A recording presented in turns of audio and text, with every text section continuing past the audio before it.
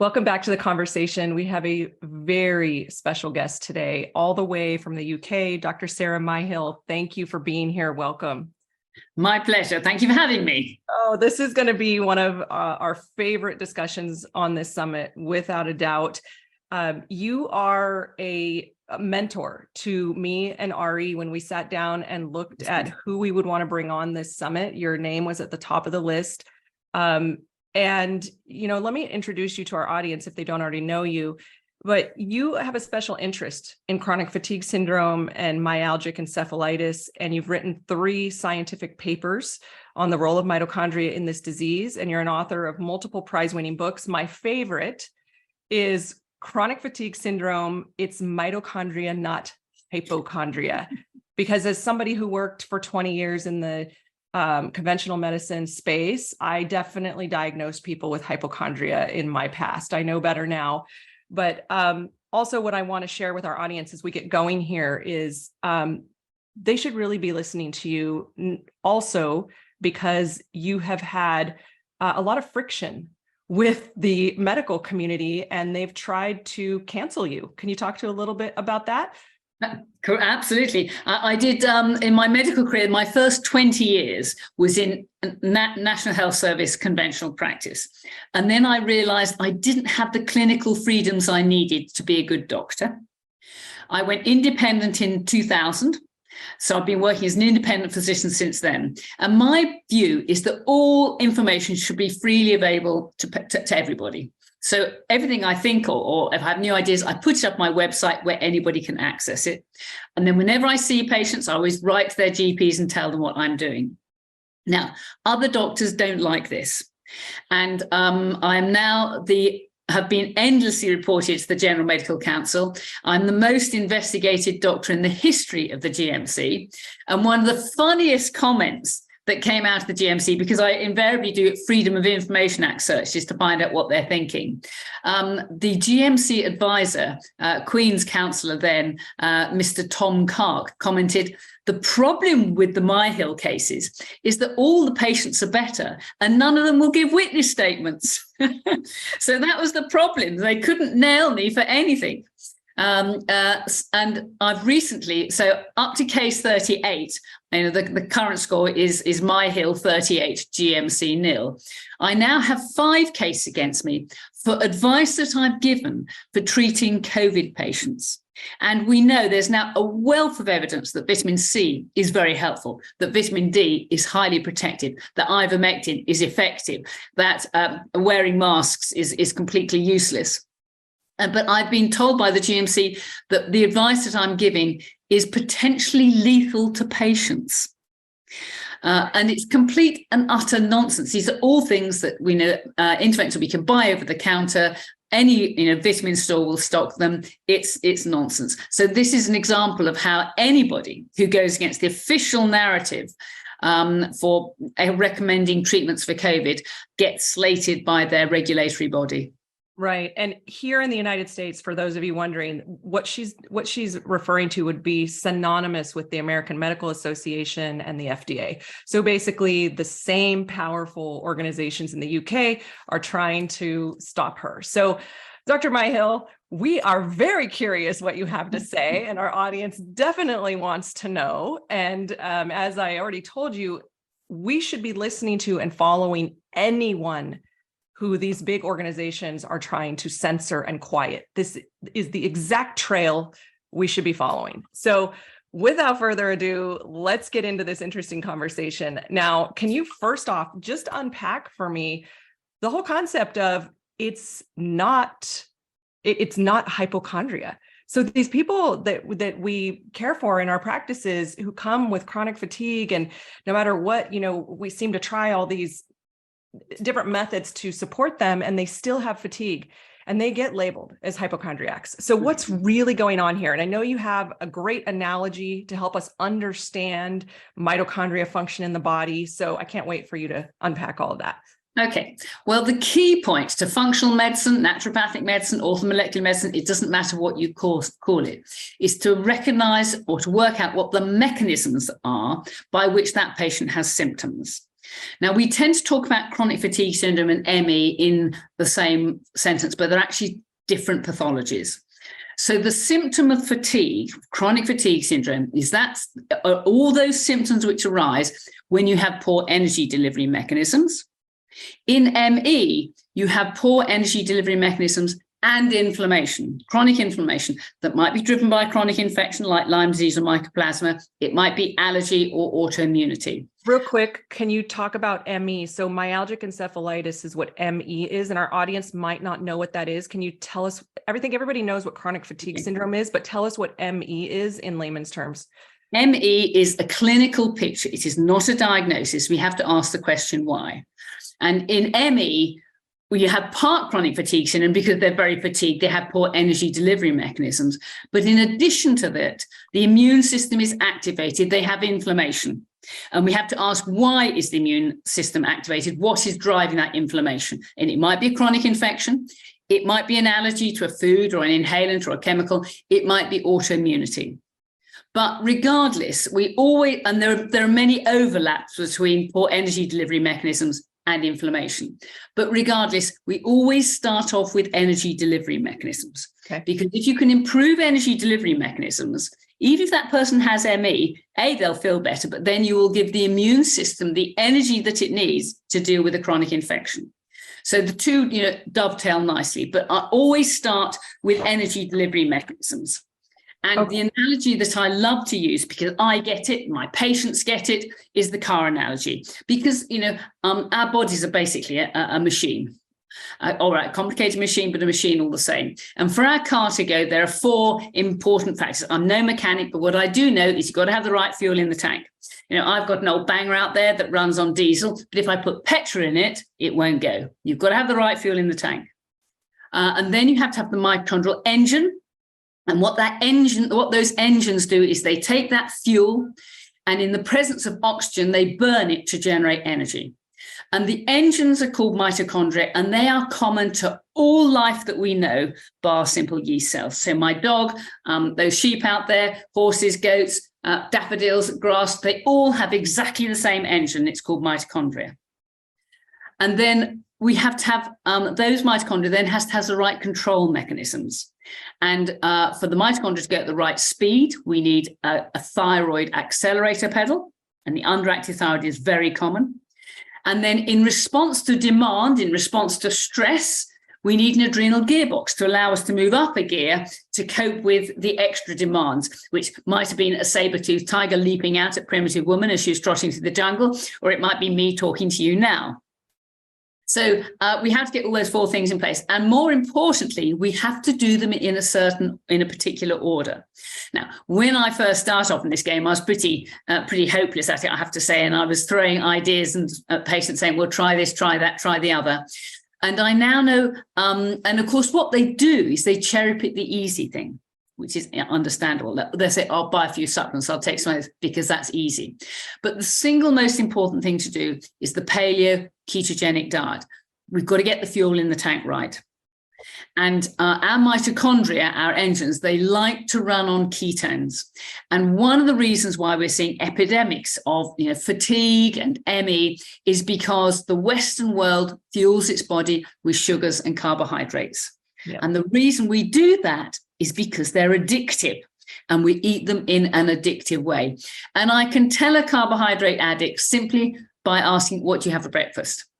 Because if you have a night's sleep, you wake up in the morning and you've got maximal withdrawal symptoms. And if it's a glass of fruit juice, a bowl of muesli, a piece of toast, then I know that they are a carbohydrate addict. Dr. Myhill, people always ask me, Laura, what should I eat for breakfast? And I tell them, eat dinner for breakfast. And they look at me like I'm crazy. And they say, well, what do you eat? And I said, the same thing I ate for dinner. I eat meat and vegetables 3 to 4 times a day. That is what I eat. I do not eat the conventional breakfast foods.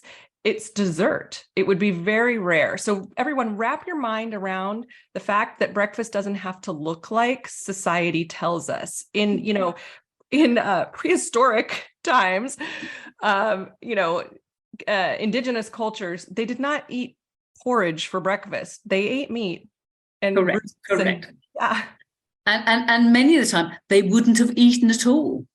And, or they fasted, right? Exactly. There are many health gains to be gathered from fasting, from intermittent fasting. And, we should fast and feast. Whenever I have a difficult question, should I do this or should I do that?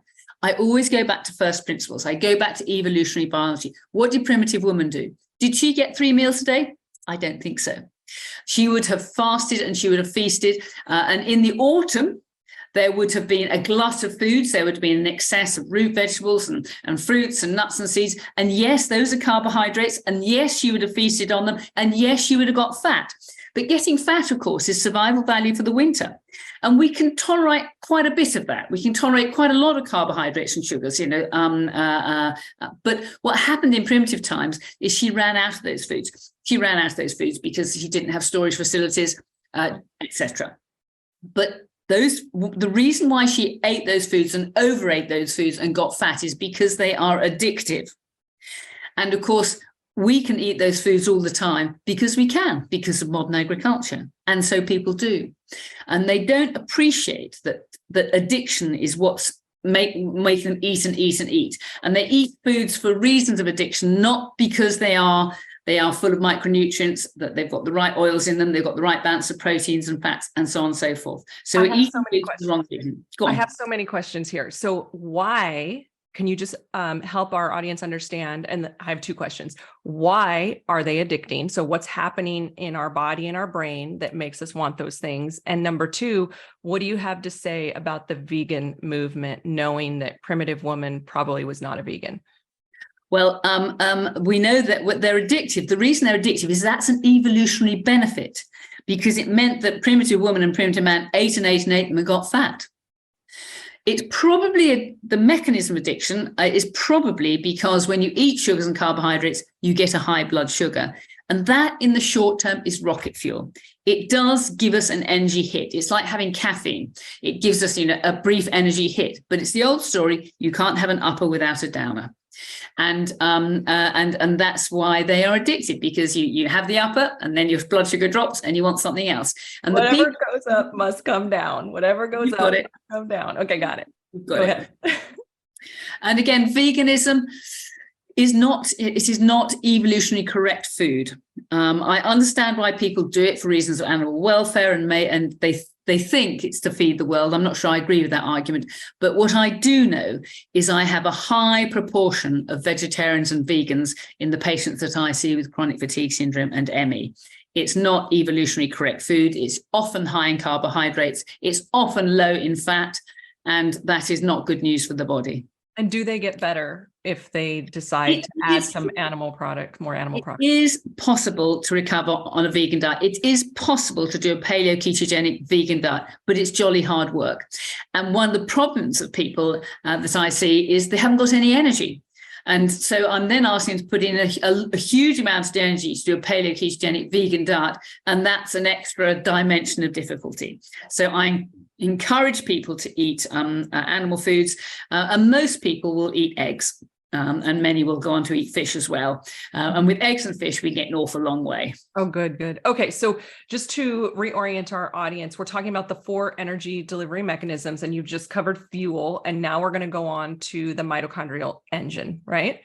We are going to, but before we can do that, we just need to touch on the upper fermenting gut, because that too needs to be sorted. Now, the normal human gut is the upper gut. The first 20 odd feet of gut is a sterile, digesting, carnivorous gut for the business of dealing with meat and fat.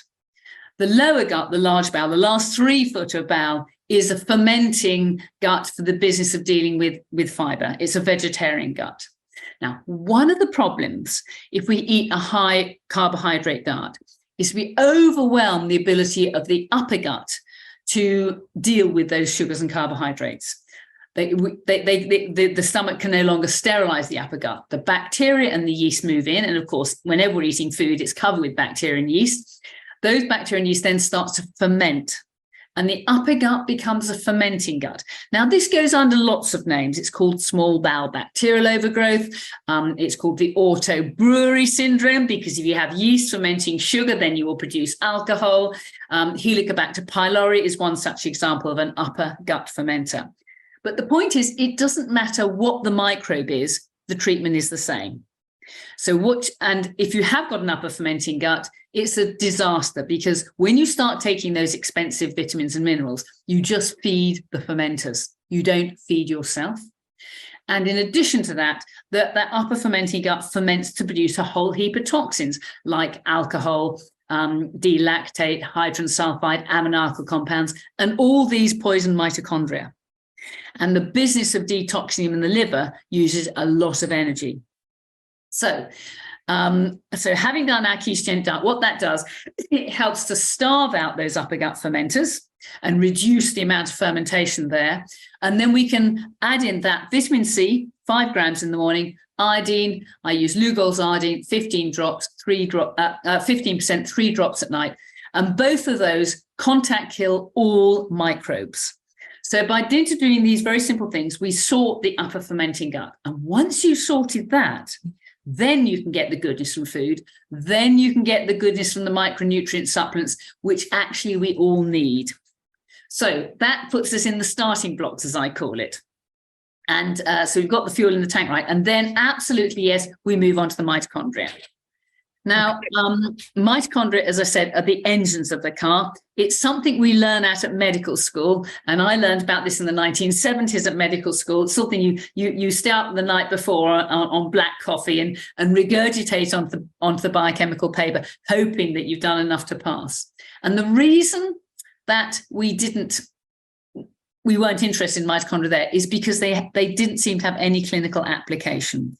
And we now know mitochondria are involved in almost any Western disease you care to mention, from chronic fatigue syndrome and ME to dementia, heart disease, and cancer.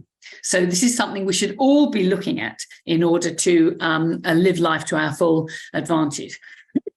So as you point out, I produced 3 papers in conjunction with Dr. John McLaren Howard, who did the biochemical tests, and Professor Norman Booth at Oxford, who wrote up the papers. And what those papers demonstrated is that those patients with chronic fatigue syndrome who had the worst energy had the worst mitochondrial function, and vice versa. And our third paper demonstrated that when we put in place the regimes to improve mitochondria, then the mitochondrial function improved reliably well. The important bit about that is we don't need the tests to get well. We just have to put the regimes in place. So then we have to ask, well, what do our mitochondrial engines need to work? Well, obviously, they need the fuel in the tank. Well, we've done that. We're on a ketogenic diet.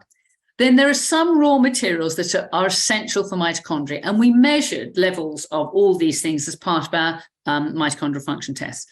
And the key elements that we need for our mitochondria to work well, first of all, magnesium, 300 milligrams a day, plus vitamin D, 10,000 IU. Without vitamin D there, you can't absorb magnesium.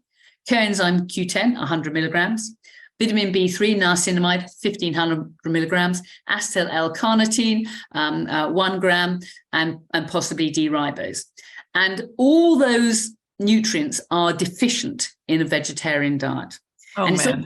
It's obvious why, because when you eat meat, you're eating a whole bunch of mitochondria. And in the mitochondria are all the raw materials that we need for our mitochondria. So meat is rich in CoQ10, acetyl L-carnitine, vitamin B3, and so on. So then our mitochondria have got the fuel, they've got the right fuel, they've got the raw materials to work. And I think of magnesium as the spark plug of our engine. I think of CoQ10 as the oil of our engine. Acetyl L-carnitine is the fuel pipe by which our ketones get into the mitochondria. And then we have to ask what might be blocking mitochondria. And because mitochondrial blockers are common. And one of the major blockers is lactic acid. Now, this might sound rather counterintuitive, but there's a major problem with people with fatigue syndromes. If people with fatigue don't pace their activities well, they switch into anaerobic metabolism. That's metabolism without oxygen. If you slip into metabolism without oxygen, you produce lactic acid, and that inhibits mitochondria. Lactic acid is such a powerful inhibitor of mitochondria, it stops athletes winning gold medals. So pacing activity is really important in the early stages. And I would say it stops moms from having joy playing with their kids. It stops grandparents from having their weekend, time with their family. They're spending recovery time. It's affecting all of us. Correct. Yes. Correct. So getting the amount of activity in our day right is really important. And when people ask me, well, how do I know how much to do? The key is how you feel the next day. And I should be tired at the end of the day, but I have a good night's sleep and I should be as right as rain tomorrow. But somebody with a chronic fatigue syndrome will do something and they will pay for it the next day. And if you are paying for your activity the next day with more fatigue that might persist for some days, that is pathological. It's like an athlete being a state of chronic overtraining. We know if they're chronically overtrained, their performance diminishes. They get, they get worse. So controlling lactic acid and not allowing the body to slip into anaerobic metabolism is Quick question. Can you unpack how we end up in anaerobic versus aerobic metabolism? What are our viewers doing that's making them anaerobic? Okay. Our engines are a certain size and run at a certain pace. And the most efficient way to generate energy is aerobically through our mitochondrial engines. But if demands suddenly increase, i.e. a saber-toothed tiger leaps out at you, then we start to employ the alternative method of generating energy, which is energy without oxygen, which is anaerobic. So it gives us a little bit of energy over and above our standard. Another example would be if you've got an athlete that's running a marathon, for example, he will run his 27 miles in aerobic metabolism, carefully balancing up energy requirements to energy demands. But for the last 200 meters, that athlete will sprint. Mm-hmm. He will sprint in order to try to win the race. He will go a little bit faster, but that extra speed will come from anaerobic metabolism. But when he arrives on the finishing line, he'll fall over because he's got absolutely no energy left whatsoever, and it'll take some minutes to recover. So we don't have saber-toothed tigers chasing us now, but we do have the news, and we do have traffic, and we do have dealing with our kids at school.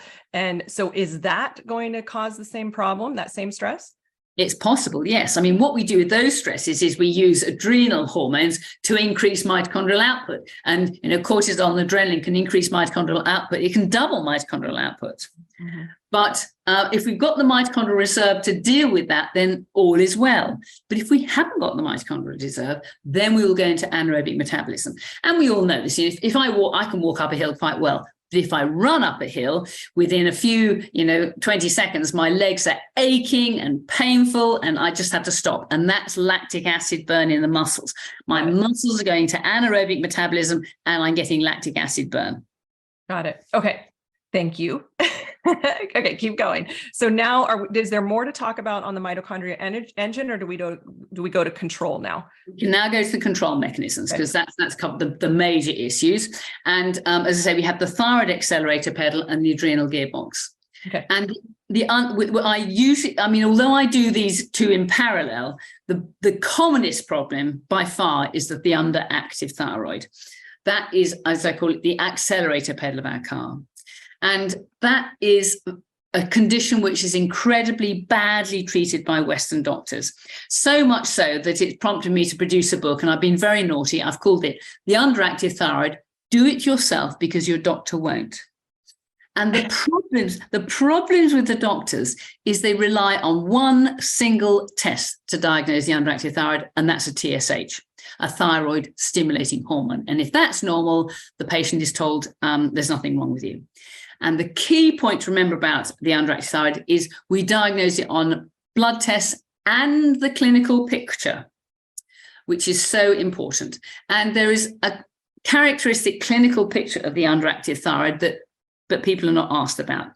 So, for example, obviously, if your thyroid is underactive, you will have all the symptoms of poor energy delivery mechanisms, fatigue, foggy brain, post-exertional fatigue, and so on. But there are some symptoms which are peculiar to the thyroid gland. For example, very often people are owls. They go to bed late and they can't wake up until, they can't drop off to sleep until 11, 12, 1 o'clock in the morning, and they don't wake till maybe 8, 9, 10 o'clock in the morning. And that's because adrenal hormones are particularly important for controlling our circadian rhythm. If your adrenal is if your thyroid gland is underactive, you often retain fluid. So the face becomes puffy.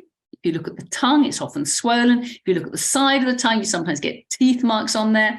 Nerve compression symptoms like carpal tunnel syndrome, possibly sciatica. These are all associated with the underactive thyroid. And I'll say you don't have to have all of them. So I know there's people listening going, oh, I'm good. I don't have those marks in my tongue, or I don't have a puffy face. So these are all just pointers. Yeah. And another very useful clue is your pulse rate at rest. If you're not a super athlete, and most of us are not, then at rest, first thing in the morning, your pulse rate should be between 70 and 75 beats per minute.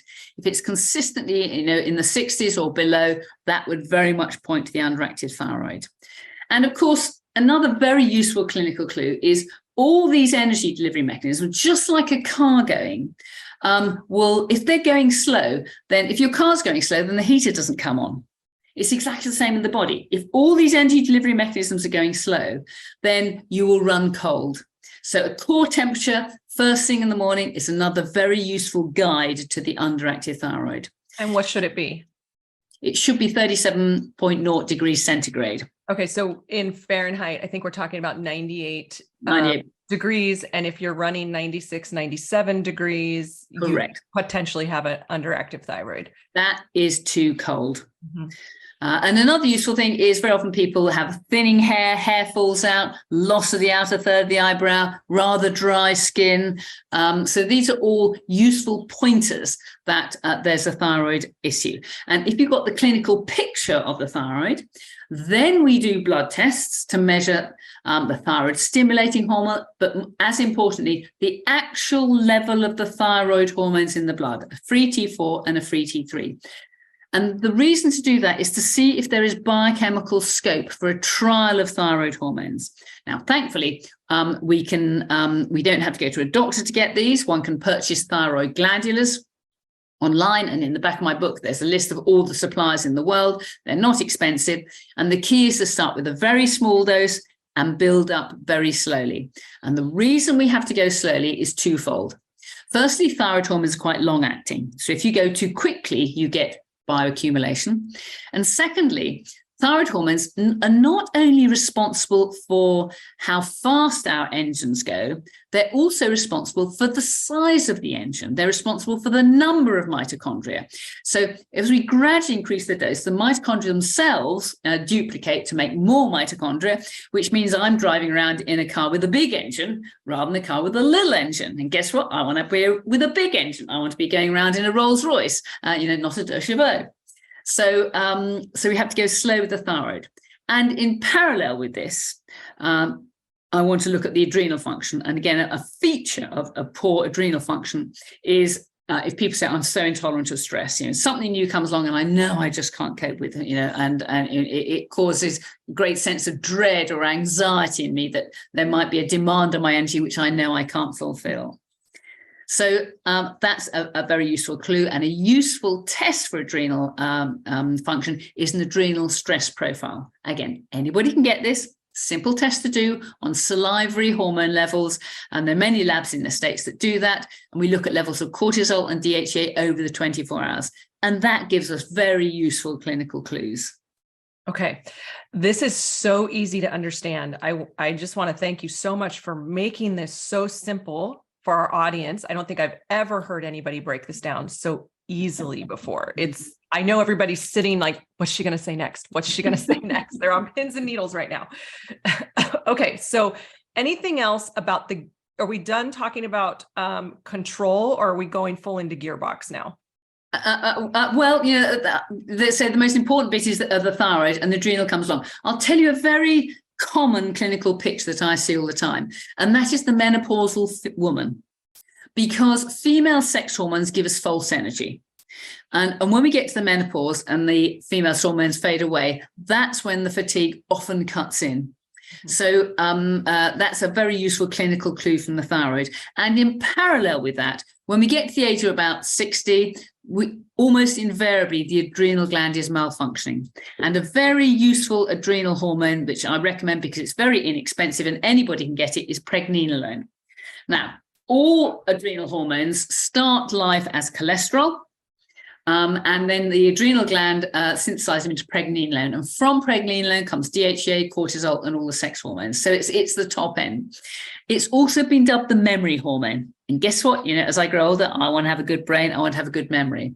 So pregnenolone, 50 milligrams, is a very good adjunct to have with the thyroid. And with those things in place, you're going to cover 90% of adrenal and thyroid issues. Is there any concern? Is there anyone who should not take pregnenolone, or can everyone take a safe dose of this? Anyone watching right now, can they just go get some pregnenolone and start it? Or is there anyone who we should not? No, it's an extremely safe thing to do. But young people, it's unusual to have adrenal fatigue under the age of 40. You'd have to have somebody who'd been very sick for a long time for the adrenal gland to pack up at that age. But by the time you get to about 60 and over, then we've probably all got an element of adrenal fatigue, and pregnenolone is very useful. And the two herbs that are very particularly helpful for the adrenal gland are ashwagandha, 1 to 4 grams a day, or ginseng, maybe 1 to 2 grams a day. Very often people find those helpful, and they work through their effects on the adrenal gland. Okay, excellent. Okay, so many questions still.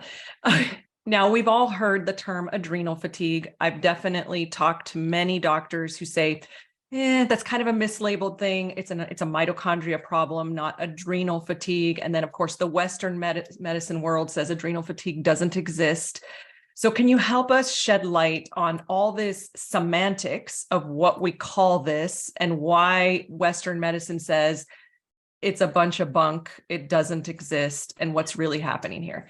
Well, if you look at life from the point of view of Western medicine and big pharma, the last thing they want are healthy people.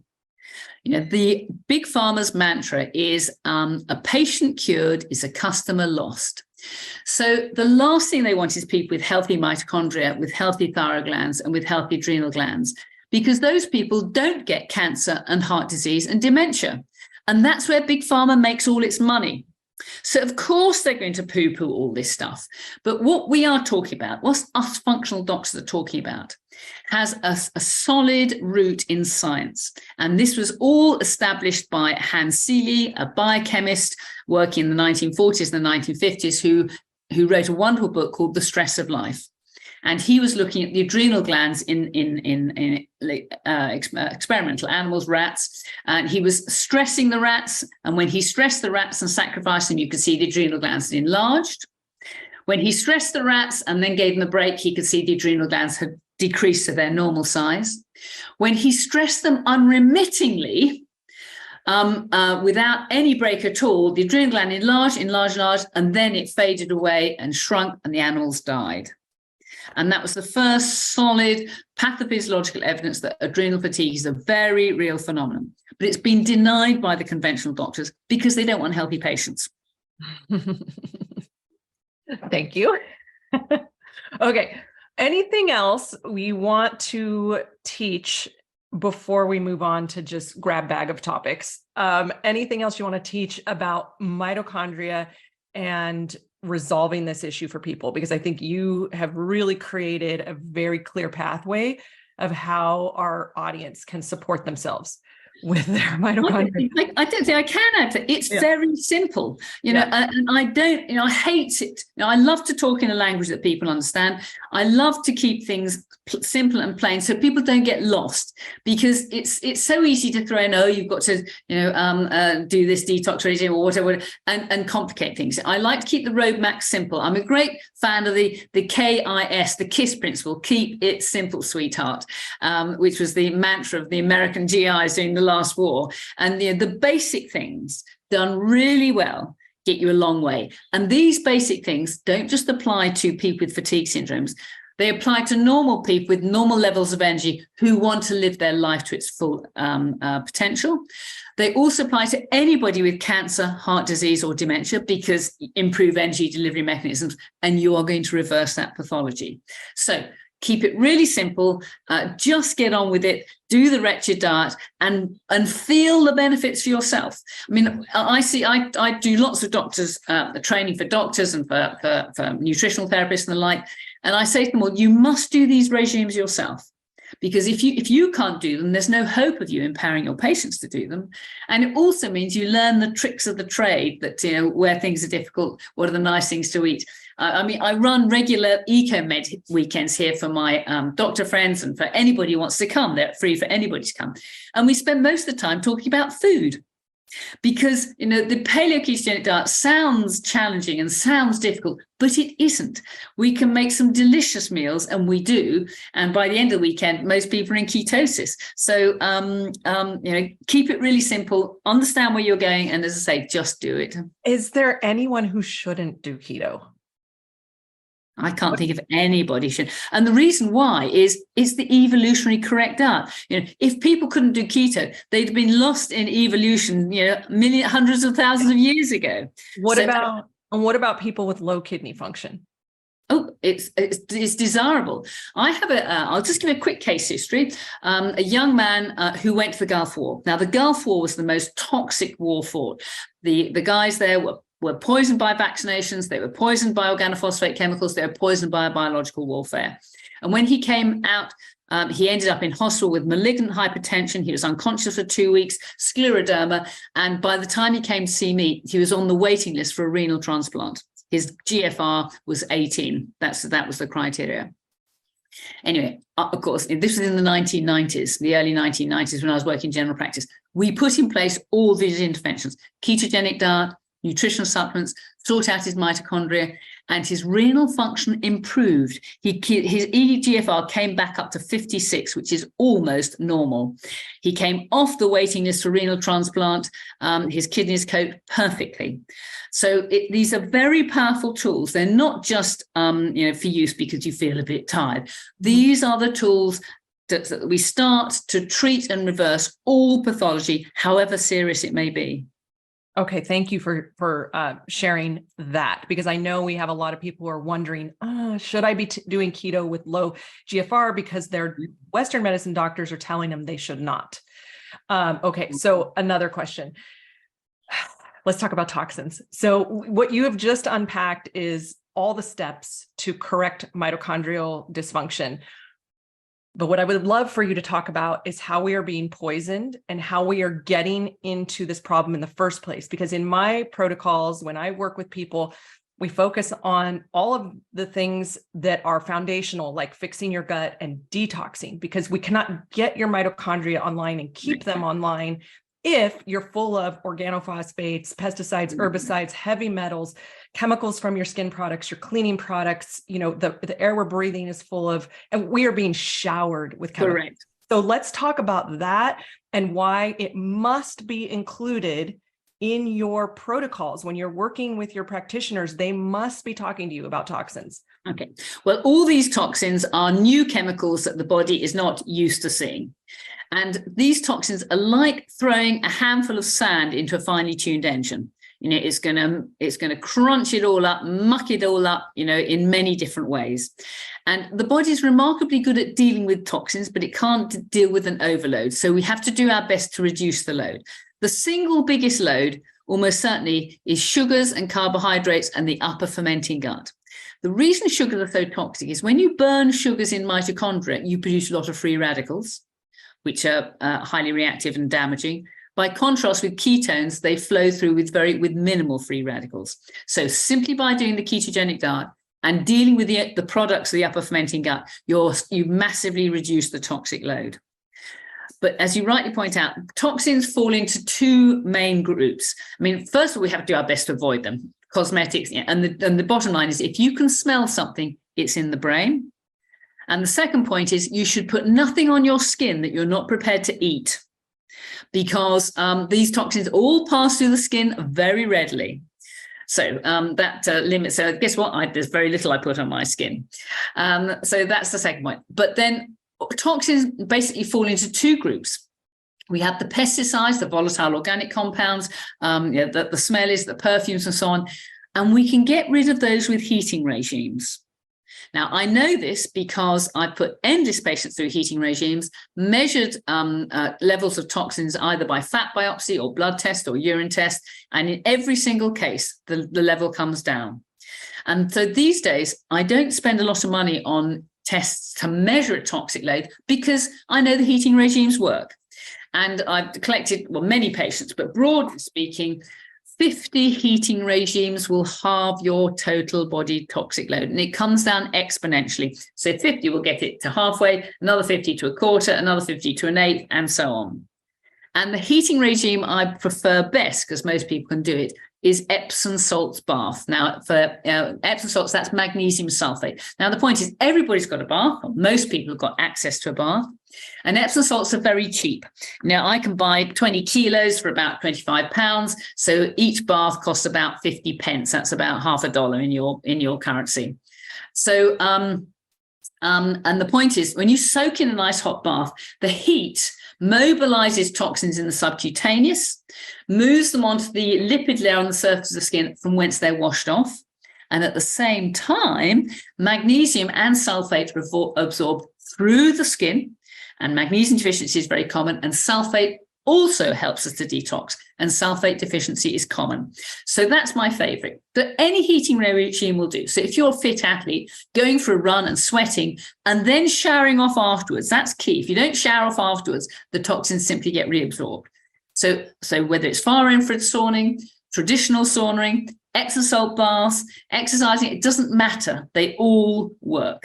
And arguably, we should all be doing them all the time because we live in such a toxic world. So I do salt bath, once a week.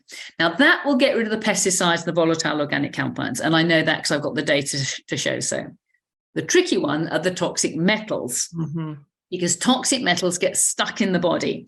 They get stuck in the heart, in bone, in kidney, and the brain. And if you just do a urine test or a blood test, you're not going to see them. So if you want to test for toxic metals, and if there's a history of exposure to any such, like dental amalgam fillings, lead, arsenic, whatever, then I do a urine test with a chelating agent. And the chelating agent that I like to use is DMSA, dimethyl sulf, I've forgotten the last name. Anyway, DMSA. And the way you do the test is you wake up one morning, empty the bladder, take DMSA at the rate of 15 milligrams per kilogram of body weight, collect your urine for 6 hours, and then empty the bladder and send a test sample off. Now, the DMSA will grab hold of the toxic elements and pull them out through the urine, and then you will see them properly. And if you've got a high level of whatever, then you address that as a separate issue. Get rid of the source and then maybe use chelation therapy or whatever. But all the things we've been talking about, vitamin C for the fermenting gut, iodine, they also help to get rid of heavy metals. So they will start the detox process going. But you're right, detoxing is really important. And one final comment. I don't know if you've read Stephanie Seneff's book, Toxic Legacy. He is coming on this summit. Well, you're lucky people then, because she is terrific. She's produced a fabulous book. And she points out that glyphosate in America is spread on the ground at the rate of 1 pound weight per member of the population. And since all those end up in the food chain, I think we can infer from that you and we probably are all consuming about a pound of glyphosate a year. That equates to about 450 grams. So we are probably taking on average we are consuming 1 gram of glyphosate every single day. Now, that is a therapeutic dose. That is higher than most drug prescriptions. And glyphosate damages the body in many ways. It's an organophosphate, inhibits oxidative phosphorylation. So my view is, if you've got any money to spare, you should try to eat as organically as you possibly can, because glyphosate is so abundant and so toxic and so pernicious and is really damaging our health. And I would also add, so I test glyphosate levels on most of my clients. If they have the resources to do it, we do the testing. And I find that Here's the value of testing for toxins. When you see it, and we haven't even covered mycotoxins or any of the other toxins, there's so much I could talk to you for hours. But when we see a test with those toxins in it, it helps people be motivated to see it through to the end. And that is the value of testing in my book. It's a motivator. When you see it, now you're motivated to do something about it. But what I will say is I have many of my clients who eat organic and we see sky high glyphosate levels, and it's because they're breathing it and there's cross-contamination on organic produce and it's in our water. And so if you see a high level of glyphosate, even though you're eating organic, know that there's probably some extra things you need to be doing, like air purification, like cleaning your organic food even more. I had a cancer patient once who she had multiple rounds of cancer and chemotherapy. And one of the things she learned from the nurses was to wash her produce in vinegar, water for at least 15 minutes. She brings all her produce home from the farmer's market. She buys organic, and then she dunks it in water for 15 minutes with vinegar. She had one of the lowest glyphosate levels I've ever seen. And she's in Southern California, where all these other people who are eating organic in Southern California have high levels. And so there is something to washing your produce for 15 minutes in a sink full of clean, vinegar water. Incredible, right? That's a good tip. Thank you for that. I've learned something. Yeah, it's working for her. So, oh my gosh, Dr. Myhill, this has been one of my favorite experiences in the interview. I love interviewing people. It has been an absolute pleasure. Your work in the world, I mean, the legacy that you have left already with your books, with your research, with your work with patients, with your fight against the machine is what I would call it. So everyone, please go find Dr. Myhill. How can our audience find you? I've got a website, just drmyhill.co.uk, and it all comes up. But there's a publisher in America called Chelsea Green, and they've got I think they've got all my books. So there's books or the website that's free, or just contact me directly and I'll try and point you in the right directions. So incredible. So incredible. Any final words for our audience? I know you have dropped so many pearls of wisdom, but what would be your final words as we end this amazing interview? What I would tell everybody to do is take control of your own health. Do not rely on the doctors. Take control of your own health. Ask the question why. And as I say, just do it. Just get on and do the regimes. So important for your well-being. Thank you so much. I know everyone's going to go back and rewatch this and take notes. Thank you so much. You take good care. My pleasure. Bye. Bye-bye.